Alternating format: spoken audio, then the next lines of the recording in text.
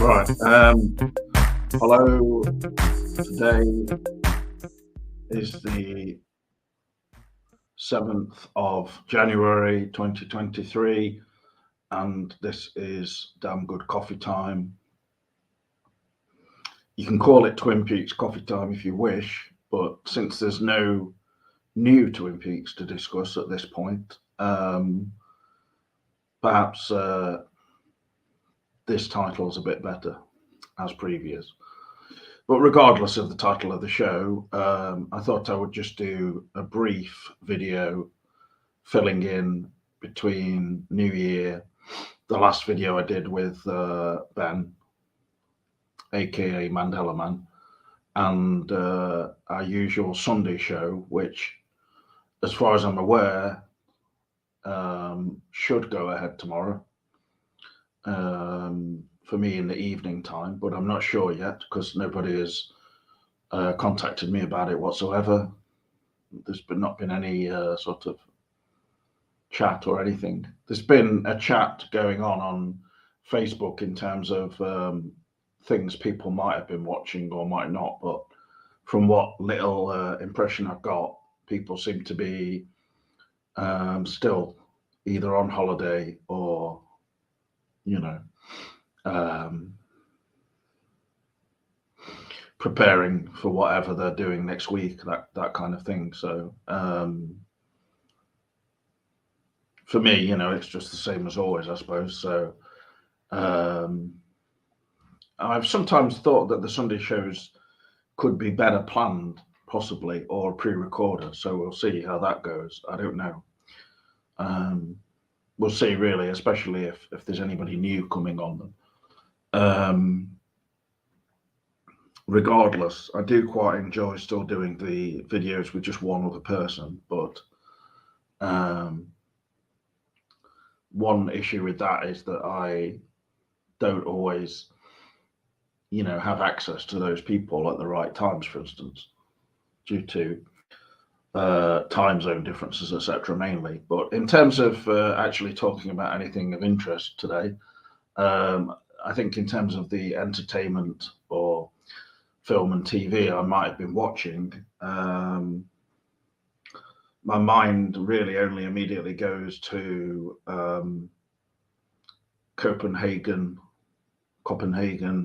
Cowboy, this new Nicholas Winding Refn long film, you could call it, 6-episode TV show. Each one is about an hour. So what is my reaction to the first 2 episodes so far, which I've watched? Immediate thoughts in terms of watching this show, or sorry, being on this show now, and you watching, I mean, are this is highly Lynchian at times. Notably in terms of the sort of long shots speeding along highways, you know, this sort of rather predictable type of filming that can be associated with certain things that Lynch has almost trademarked. But again, the lingering shots of long stretches of kind of a house that these prostitutes all seem to be situated in, covered in either red lighting or in some parts red drapes, and especially the slow movements of the characters in this, not only the prostitutes but the thugs and people working around, you know, in that area. The main woman, who seems to be sort of not so much maybe a madam, but certainly plays a big role in this whole brothel business, is the sister of a guy who's the obvious, the pimp, rather violent and sort of narcissistic character, egotistical, taking selfies as we see him initially. In terms of the movements of the character, the main character, whose name I forgot at the moment, is almost, I mean, she's not really the main character, really, because she's so mute, but her movement, especially, is pretty much in line with every other character, in that she's very much either static or moving extremely slowly through certain areas, bedrooms or hallways in this. I'm not exactly where it's supposed to be situated, whether this whole place is supposed to be somewhere near Copenhagen, but there's no indication of that whatsoever, apart from possibly one very blonde character that I won't go into any particular detail about because of the plot, really. Let me just check that this people can actually hear me. Oh yeah, you can hear me. Right. Yeah, feel free to write anything in the chat, by the way, if you're watching now. I can only assume there's some new viewers around watching, maybe, but overall, so far, Copenhagen Cowboy, I would definitely recommend it to people. I know that Voltaire, who's on this show, aka Jeff, he liked the previous thing, Too Old to Die Young, I think it was called. The previous sort of, which of course was not in Swedish or Danish or whatever this is in, and Danish, sorry. And so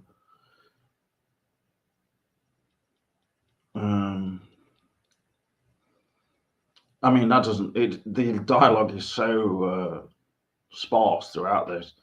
Certainly, it doesn't really take anything away from it in terms of the subtitles, apart from possibly a bit of concentration on what's going on.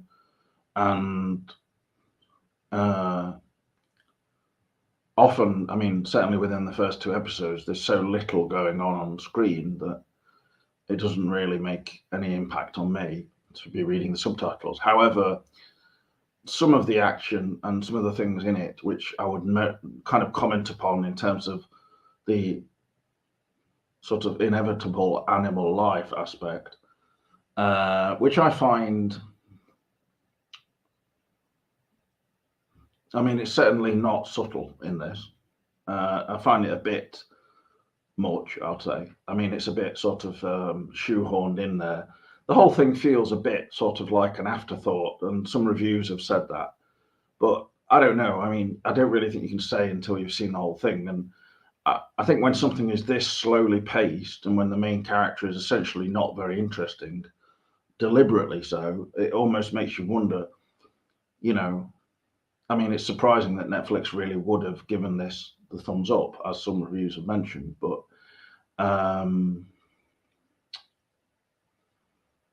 I don't really think that is that surprising given the previous thing and the success of his films as well, like Drive, particularly. And this has elements of that, probably more of almost Only Good God Forgives and The Neon Demon in some senses. But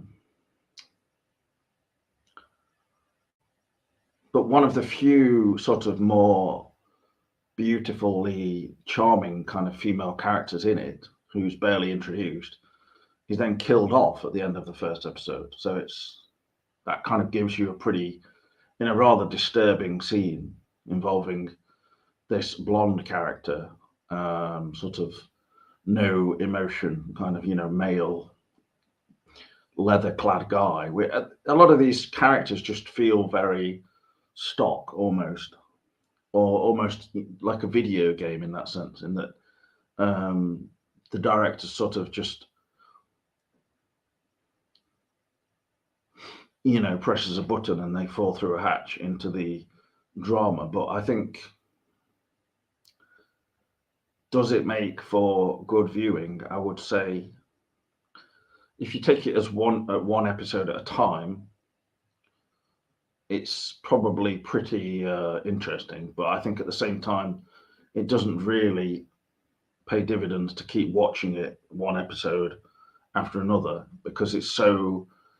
I mean, certainly within the first two episodes that I've seen, so it's so monotonous to some extent, and I don't really understand how that can be a particularly good thing. So, in terms of this kind of viewing, so I can imagine it will have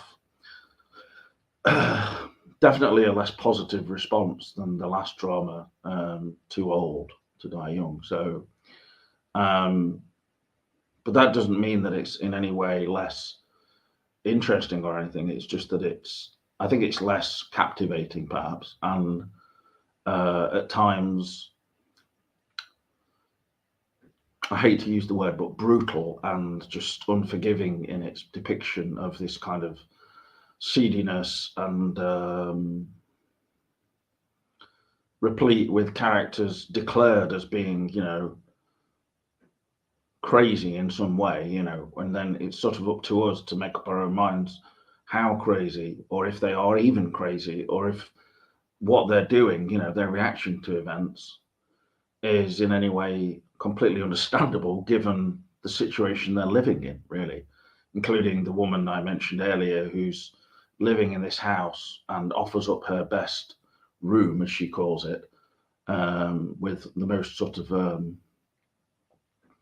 plush get up, or bed, to this rather slight youngish woman who comes in and is supposed to be bringing luck and like some kind of divine supernatural power to regenerate the garden, for instance, and to make the plants grow, which is, I mean, there's one scene where she's just hanging around in the garden and then she declares that all of the flowers have come into bloom, which presumably they would have done anyway at that point. But we don't ever see any sun really in these first two episodes, as far as I can remember, and everything's very gloomy. It starts off pretty much in darkness, and then it goes into just gloomy or underlit and neon and rooms that look like it's the Black Lodge almost, even though it's really just a kind of dank cellar or something with a bunch of Eurotrash gangsters hanging around, which is obviously both unsettling and hilarious at the same time. So,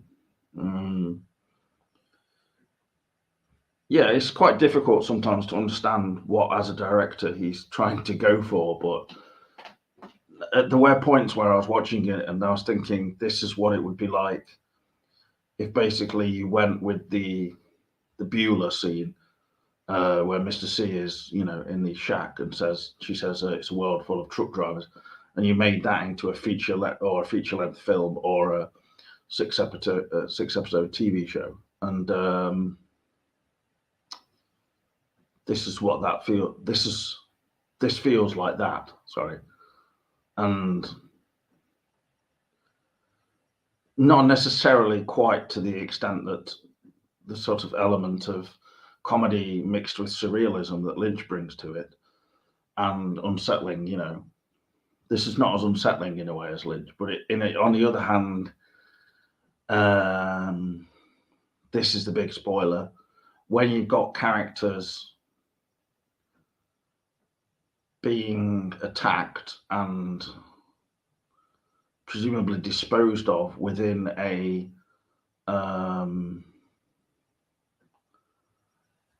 pig factory farm / abattoir, whatever it is, and a prostitute, which obviously has a lot of undercurrents, as in the disposable nature of the women and how they're essentially swine. Or we also have a character called Sven in it, I believe. I can't remember if his name's Sven, but just the fact that if they chose the name Sven in itself is something comical. But he's an overweight, sort of mute guy who sits around, and he's chosen to impregnate this older woman who for some unknown reason wants to get pregnant, despite the fact that she might be probably 60.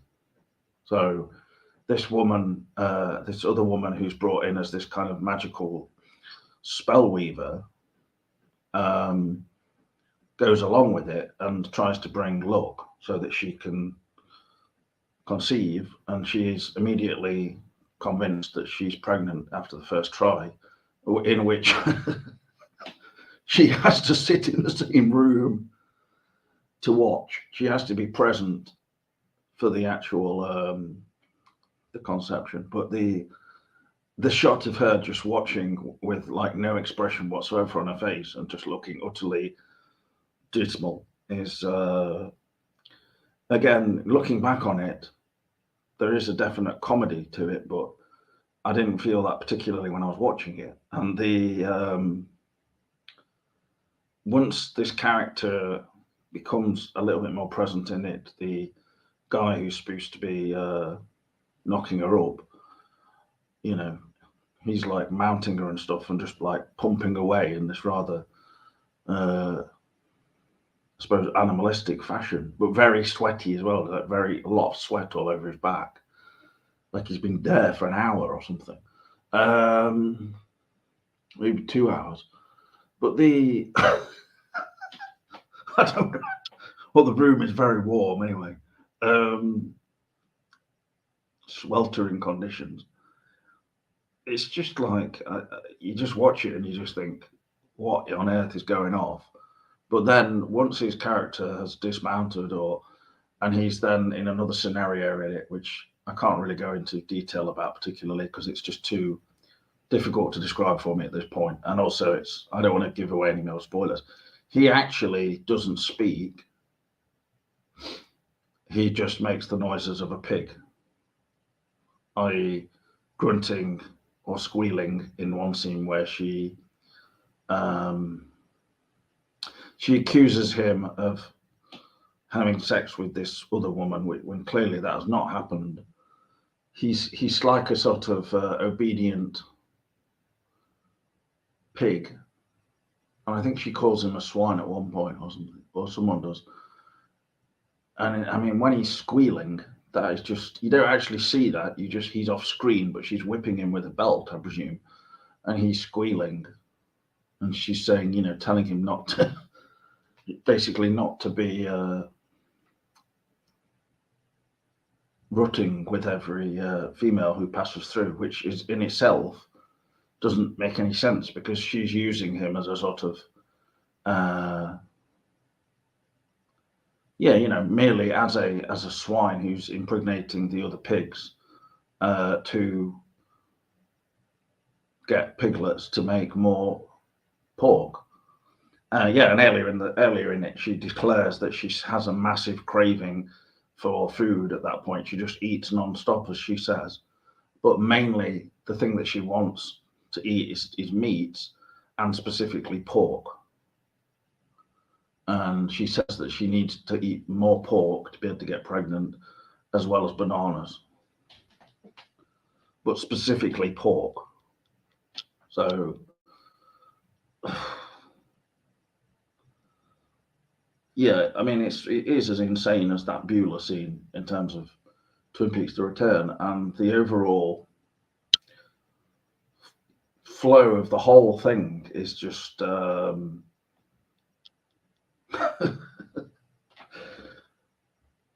yeah, it is Lynchian, but I think it's its own thing, of course. It's all, the big question is though, did I enjoy it? I think I must have on some level, otherwise why would I be making a video now to talk about it? Hello there, Keegan, by the way, in the chat. Thank you for tuning in. I mean, I will say that personally, pork not being kosher and everything, I'm not a big fan of pork anyway, or bacon and things like that. It's I don't really think in terms of nutrition or anything like that, and the fat of it, the fattiness of it is particularly good for anybody. But yeah, of course, it's associated in terms of if you go into the Bible, etc., of course, with the demonic possession and the legion of demons jumping into the swine and then running off a cliff type of scenario, which is definitely an interesting correspondence with this Copenhagen Cowboy in terms of its depiction of just basically all of these fallen souls, really, as it were, and the debauched and just senseless, everything is basically revolving around, they're making these really like cheap video advertisements or promos or whatever for the whole brothel, basically, but advertising it purely as models needed and all this kind of thing. But it's probably not that far from certain realities and things. It's just slightly heightened, I suppose.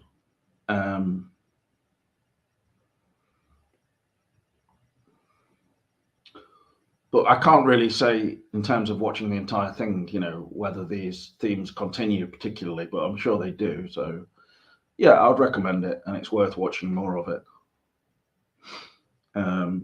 To any interested viewers out there, I'd recommend it, but I'd say I will be continuing for the 6 episodes. I can understand though why it's not been given 8 episodes or 10, particularly on this strength, because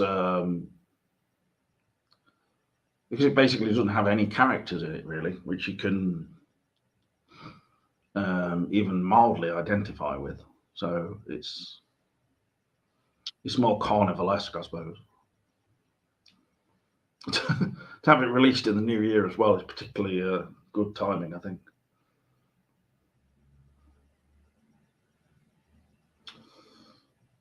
So that was what I watched over New Year. Other than that,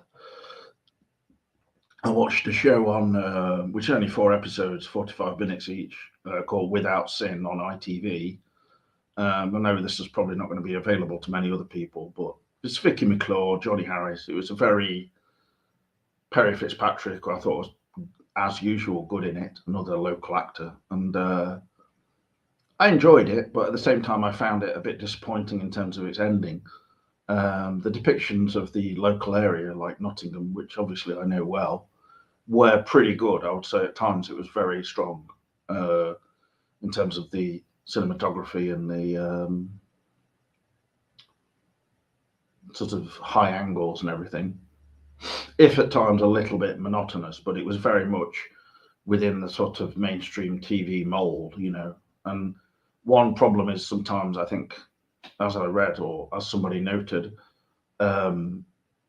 when essentially the main suspect is introduced late in the game into any drama, this is like a bit of a trick rather than it possibly could play a good part in a drama, but I think in this instance, especially when something's only 4 times 45 minutes,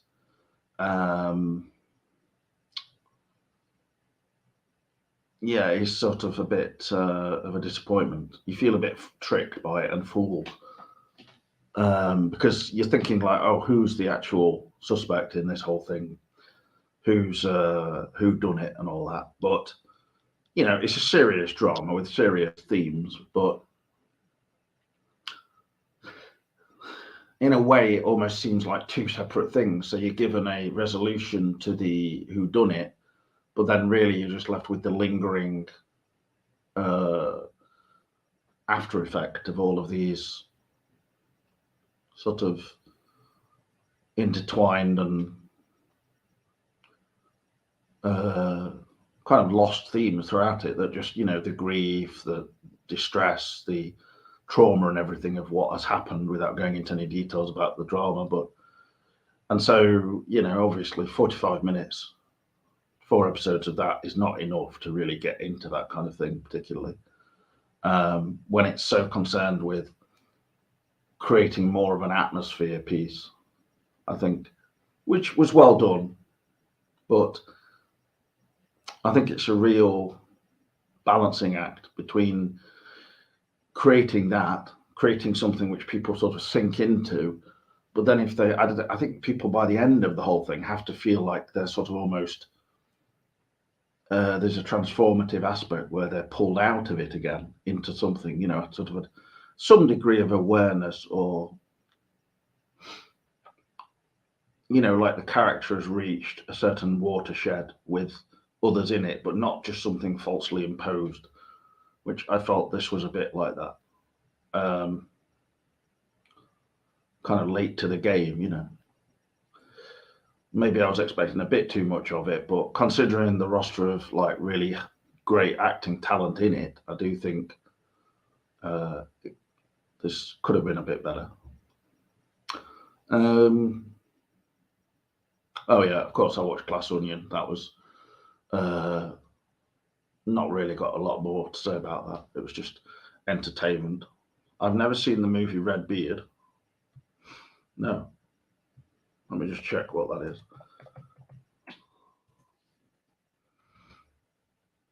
Oh, it's 1965, the Kurosawa.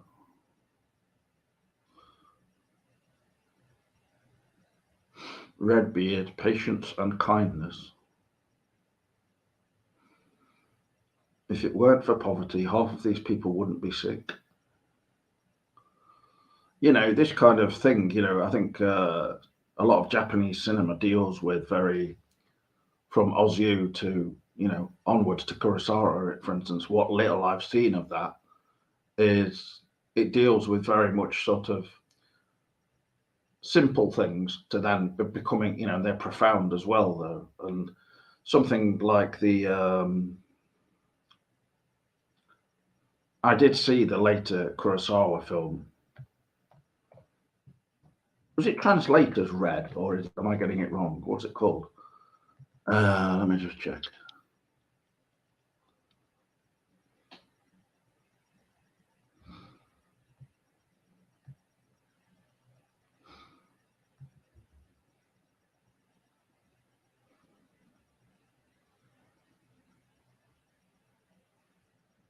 Oh, maybe it was not by Kurosawa then. Oh, I'm looking at the wrong thing. Sorry.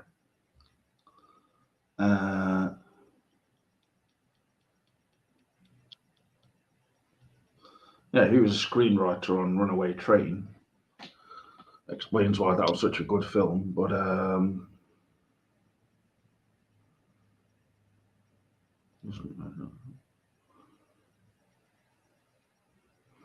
yeah, Ran. I mean, Ran translates as chaos or turmoil, not red. What am I thinking about? I must have associated it with red for some reason when I was perhaps younger or something, but somewhat derived from King Lear. But yeah, that film, I mean, that is an impressive film. If I could get a chance to see that at the cinema now, then I would hopefully go and see it. But it says here, one of the greatest films ever made, a budget of $11 million at the time, which would be a lot more now. It was the most expensive Japanese film produced up to that time. Blimey, I forgot it. I think I was not aware of it. Certainly not in 1985. But yeah, I think I may have seen it more like something around the time of 1990, that kind of time.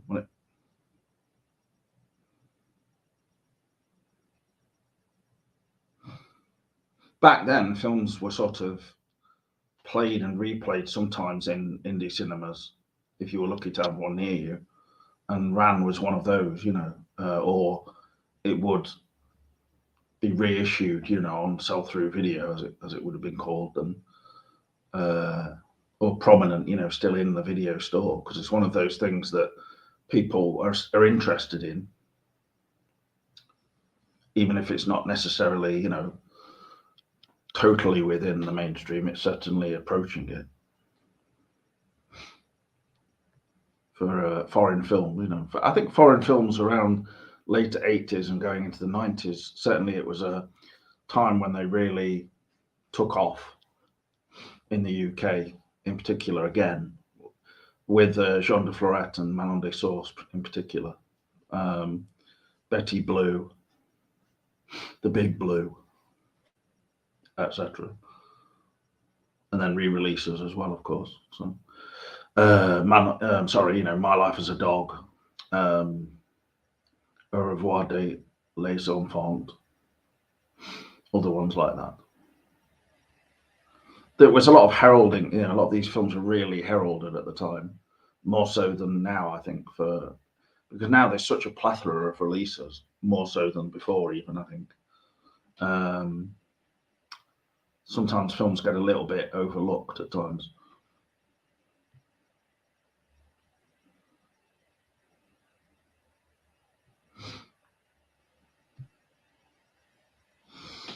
So anyway, yeah, I've not seen Redbeard, Keegan, but anyway, thank you for giving me a bit of a few things to think about there. So anyway, I will. Well, we should be doing a video tomorrow, like I said earlier, but certainly I will at least, but I don't know exactly the exact time or who's going to be on it. So we'll see. That's something to look forward to for you. I hope you're all right wherever you are. I hope you've survived New Year and you're not too worn out by everything. I know I've felt a bit like that because of not so much. I can deal with the physical side of things, but sometimes, yeah, I mean, I understand now more how Christmas can be difficult for people, but also you just have to combine it with stresses in home life, etc. And I can understand why it could completely derail people, even. So I certainly hope you're not in that situation, and if you are, you can rail yourself again. But yeah, just as one mention, there was a rather odd, notable post. I don't like to say odd, but from Harry Goaz, his Twitter, where he revived the whole wisteria thing and mentioned about just to summarize, it was something about some person smelling either gasoline and the smell of it giving him like a sensation that he was electrified or that he was sort of illuminated, whatever you want to describe it as. And I think this is very, very much something, associated with various moments in Twin Peaks and Lynch's films as a whole. So it's a very wide open kind of tweet, but associating it again with wisteria and the image used of wisteria that he posted, it is notable. I think in terms of Lynch at the moment, having taken a break from the weather reports, etc., that's only a good sign, really, especially things. But about being on the work fun train and enjoying it so much, and then just enjoying the whole Christmas time. And if you listen to one of his videos, you can hear stuff going off in the background, like it actually sounds like a truck reversing or something. So I think people who've made jokes about Lynch being productive, either film wise or just generally, I think it's definitely true. In terms of Laura Dern, she said that half of the rumors were true, which in itself is a bit of a strange comment. So it's a bit like saying nothing, really.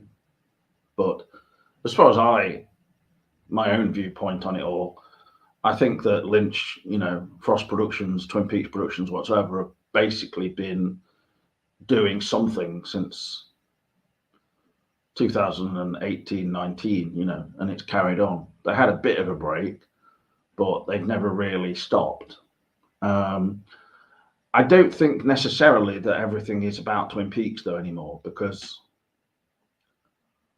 it's just the general impression I get. But I think also it would seem rather strange to just completely drop that.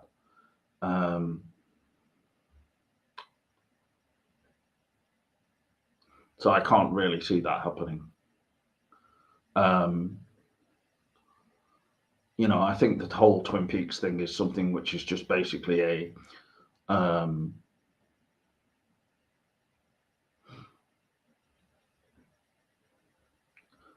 something which is there still within Lynch's resume, but that doesn't mean necessarily that you have to sort of just return to it slavishly in any way. It's definitely not like that for anybody at the moment. So, and also, of course, there's the I think it's in February, the Twin Peaks Festival, Twin Peaks Days or something it's called, in the real Twin Peaks, which is a bizarre sort of poster, but also quite hilarious, including watching Fire Walk with Me with people actually coming in drag. So, that's always been something present really in Twin Peaks in some sense. So, I mean, the fact that it's being organised through the town council and everything can only be a good thing, I think. Anyway, thank you for anybody who might still be watching, and see you later. Bye for now.